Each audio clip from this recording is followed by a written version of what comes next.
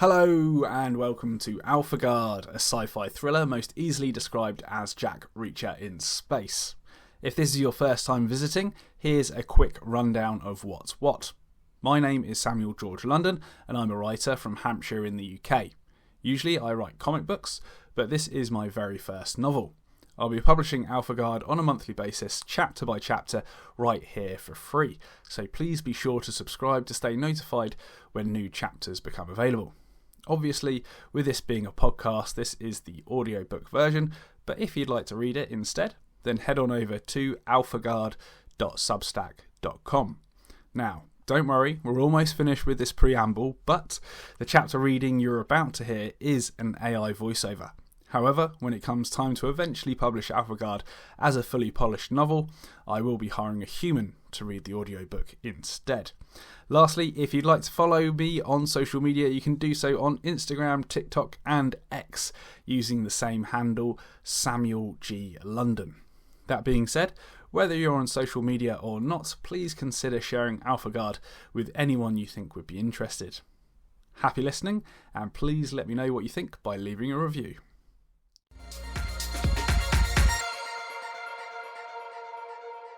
AlphaGuard, Chapter 2. Walking through New Jezero Park always lifted my spirits, but since I wasn't in my mech suit, vigilance was vital. Ensuring there wasn't anyone following me, my smart glasses captured the faces of everyone within view. While I crouched down pretending to tie my shoes, my glasses reported the vast majority of people had verified social media profiles. The remaining were young children, except from one unidentified guy wearing sunglasses. Standing back up, I tucked my shirt into my jeans and spotted him following the exact route I'd just taken. He looked similar to the thin man from the pods the day before, but not as tall. Right in the middle of the park was a big clock tower. It was just before midday, which meant lots of people were meeting up for lunch. Through the rear-facing cameras on my glasses, I could see the man's head and shoulders. He was still following my path and people were shifting out of his way. This put me on high alert. Moving out from the main flow of foot traffic, I stood at the base of the clock tower, then scanned the crowd as though expecting a friend to show up any minute. The man was getting closer, and people were still sidestepping him. In preparation, I crossed my arms and slipped my right hand underneath the left side of my jacket. Feeling my pistol, I unclipped the safety strap and placed my palm on the grip. The man was almost in line with my position, but there was a family of 4 in front of him, so I could still only see his head and shoulders. The father bent over to pick up his daughter. Then everything was clear to me. The man was blind. He was swinging a white cane and people were making way for him. Admittedly, I felt pretty stupid, but I was still suspicious. What better way to sneak up and take me out than to impersonate being blind? As he walked past, I took multiple photos to investigate him later. However, at that moment, I was satisfied he wasn't there to kill me. Being suspicious always served me well. I grew up with a little sister and an alcoholic single father. Every time he lost a job, we had to move. But despite being a total deadbeat, he somehow managed to have a constant conveyor belt of new girlfriends. And when I was 15, there was one who seriously didn't sit right with me. My sister and I had just gotten back from school, and the girlfriend was in the kitchen speaking with some guy. For once, my dad was at work, so I thought it strange she was in our house with another man. Especially one who looked like he had lots of money. Not in a Wall Street way, but in a yes, I'm definitely a drug dealer way. I could feel the tension in the air immediately and knew something was wrong. From there, I went straight to my sister's room and told her that we had to climb out the window. Just as my feet landed on the grass outside, there was a gunshot from inside the house. I shouted at my sister to run, but she seemed more concerned about the girlfriend's safety than her own. She left me no choice but to pick her up and carry her kicking and screaming.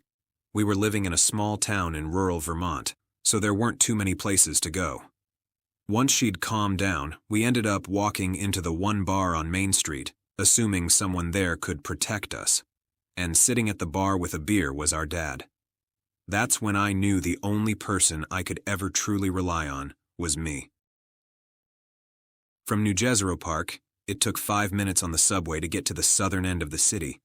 Once there, I walked a scenic route, which led me to a wide glass staircase running through the middle space of 2 different levels. With a few floors below me and a couple above, I stopped on a balcony halfway up to double-check no one was on my tail. It was also an opportunity to appreciate the open spaces that New Jezero had to offer. From top to bottom, the residential levels spanned 10 stories. But because of how the structure had to be built, open spaces were only ever a maximum of 5 stories high. From a day-to-day perspective, it was fine. But to really get a sense of open-air freedom, I hopped in a buggy and drove to the outskirts, where I would stand on the edge of the crater wall. On a clear day, you could make out the pods on one side, New Jezero on the other, and Dome 1 in the middle. Although the solar radiation exposure was serious, it always helped me put things in perspective. After several people had walked past, I continued to my destination. Nestled away on floor 5, the Blue Sunset was a plain and simple diner. No robots, no humanoids, just people. Nodding at the waitress, I sat in my usual corner booth and ordered some pancakes with a black coffee through the table screen. I would have ordered eggs and bacon, but unless you're mega rich, you can forget fresh foods. Even though they were made with dehydrated insect powder, the pancakes weren't half bad, and at least they gave me some form of animal protein. Just as the waitress served the pancakes and coffee, my handler appeared in the doorway. Despite being 6'6" and built like a Viking, Eric had an uncanny ability to look as though he was gliding while walking. It was impressive for a guy approaching his 60s. I don't know if he had a previous life as a figure skater, but if he did, he's managed to keep it under wraps for as long as I've known him. Standing up to shake his hand, he towered over me by half a foot. Thankfully, he didn't stand out from the crowd. Too much because of the lower gravity on Mars, humans were getting taller. If anything, me being just 6 foot meant that to everyone else I was likely an Earthling immigrant. But that was about half the population of Mars, so I didn't stand out too much either. Even before we sat down, Eric began, "Clive Harris has booked next Tuesday to visit the pods again." I thought he would. I hope you didn't make it easy for him. Winking at me, he said, "I charged him double for it being less than a week away." Winking back at him, I said, "Cha-ching. What else is new?" Before we come to that, I wanted to ask you about yesterday. What do you think were in those medical vials? Stuffing the last of the pancakes into my mouth, I just shrugged my shoulders. I could see his mood shift straight away, and he replied in a dissatisfied tone, "Some small-time pod gangster had 30 bugs ready to take you down for whatever it was, and a shrug's all you've got? It's not that I'm not interested, but it's none of our business. As long as we get paid, clients can sell whatever they want. Be careful what you wish for, Yankee. One day, a client is going to step over the line, and you'll have to make a choice. Carry on kissing ass or step up to kick ass. What's that supposed to mean?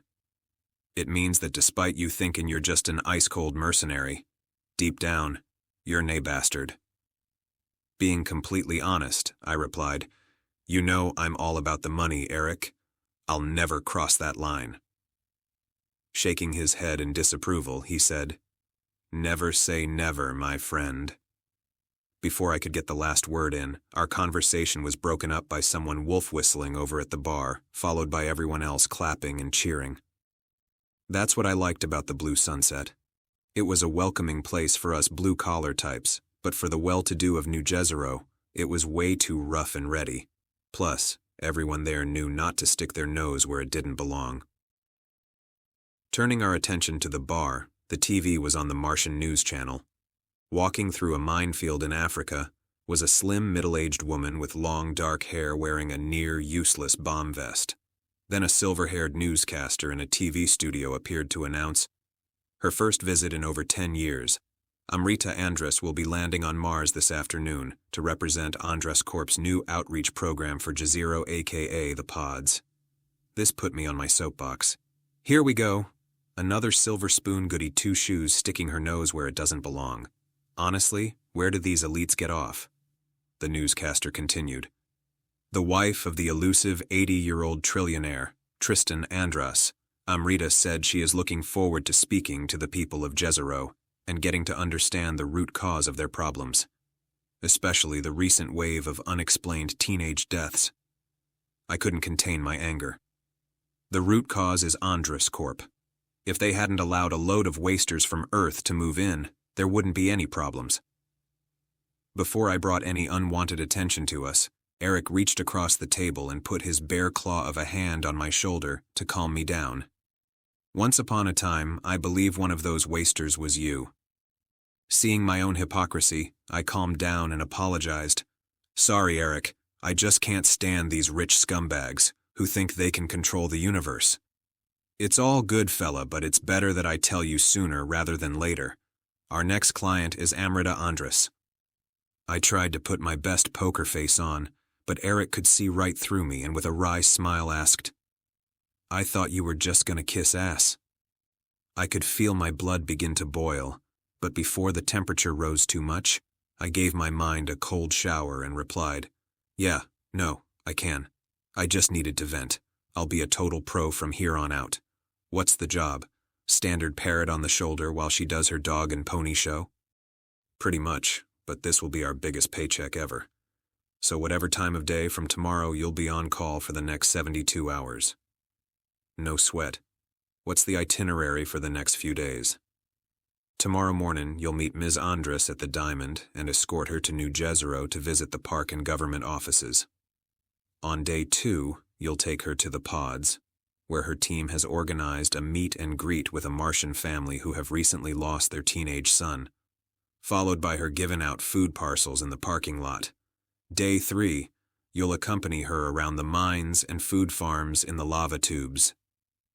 Sending the details to my smart glasses, Eric continued, You can see I've highlighted all the possible pinch points and escape routes. Thanks, Eric. I couldn't do this without you. With a touch of sarcasm and yet another wry smile, he said, I know. Scrolling through the details, I got curious. Why doesn't she use her own security? Mr. Andras wanted the very best the Red Planet has to offer. You spoke with him? Nah, just some assistant, but apparently, once this is all over, he'd like to meet Oos face to face. What do you reckon? You up for it? Honestly, in some ways, I'd love to meet the guy, but in other ways I want to wring his neck. Thinking while sipping the last of my coffee, I made my decision.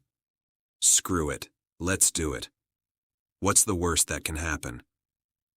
Good lad. He might be a total psychopath, but he made commercial space travel a reality. So at the very least, I'd like to look into the man's eyes and size him up.